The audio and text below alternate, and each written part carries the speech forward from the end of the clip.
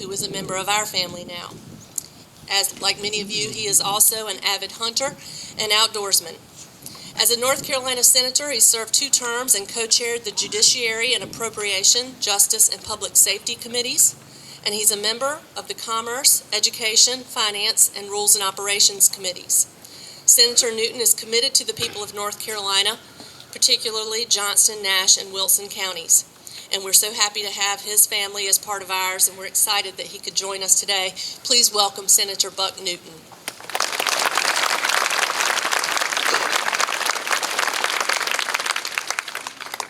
Good morning. Bear with me for a second. The printer didn't work very well this morning, so I had to resort to technology, and I hope I'll be able to read it okay. I'm very honored to be asked to speak today.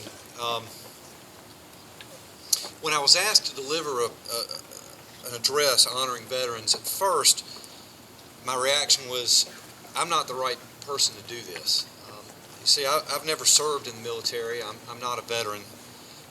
I have some family members that are, but I'm pretty remote from the sacrifice that our veterans have given to our country.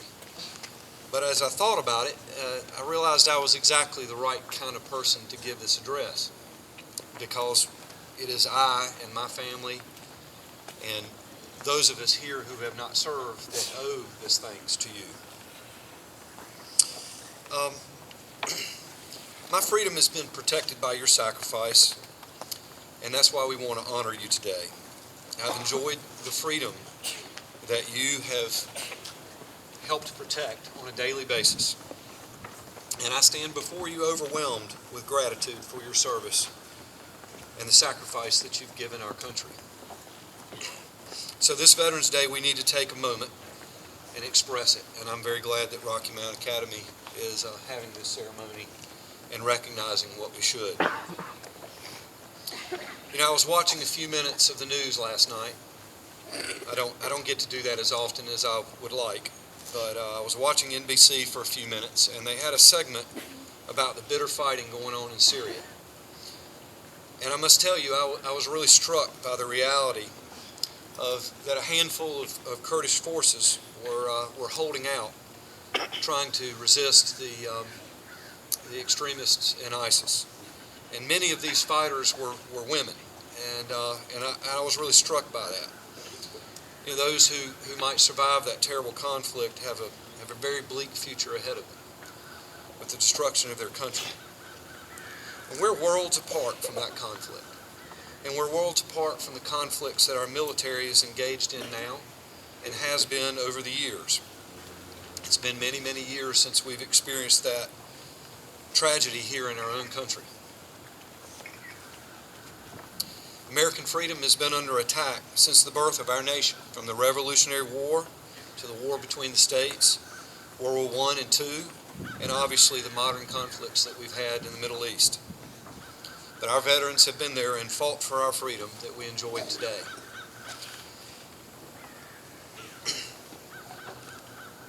Let us take today and remember those who have fought to protect these freedoms that we enjoy.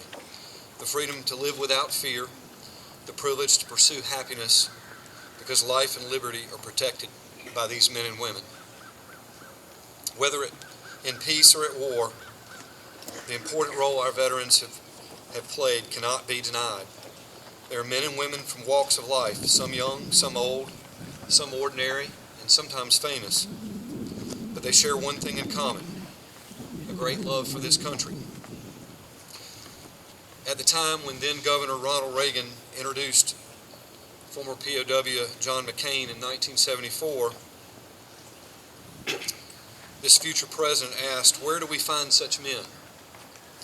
And McCain answered, "We find them in our streets, we find them in our offices, the shops, the working places of our country, and on the farms."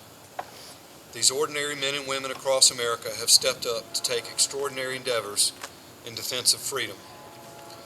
Only about 10% of Americans can claim the title of veteran, and what a list of accomplishments they have given us. They have defeated communism, fascism, imperialism, and they stand today fighting against terrorism. America owes a deep debt to these veterans that can never fully be repaid. When remembering the millions of people who have been liberated by American forces around the globe from history's most evil oppressors, Winston Churchill's words about the Battle of Britain come to mind to me. Never in the field of human conflict was so much owed by so many to so few. Today it is important because we choose to honor the living veterans from the greatest generation to the latest generation. But we must honor them with deeds, not just with words. Born of their extraordinary accomplishments comes an extraordinary debt. And part of that debt is owed to their families, who have sacrificed so much for their country. We must honor all these families, and not just with blue and gold star banners, but with compassionate hearts. Post-traumatic stress disorder, traumatic brain injuries, and life-altering wounds not only affect the veteran, but take an enormous toll on these families.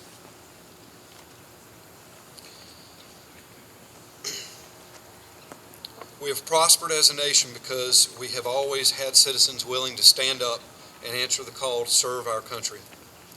Today, I urge you to consider what this country might be like if it were not for our brave military and their willingness to put themselves in the line of fire and to serve in times of peace so that we can enjoy the freedom and safety that we have today. These sacrifices often go unnoticed, and it is an irony that the failure to thank veterans is due to the safety and the freedoms that we feel as Americans today, and the commonplace causes that take these freedoms for granted. We should heed the words of our first Commander-in-Chief, General George Washington, who said, "The willingness with which our young people will fight in any war, no matter how justified, shall be directly proportional to how they perceive the veterans of earlier wars were treated and appreciated by their country in return for their many sacrifices." These folks should be recognized on this great day.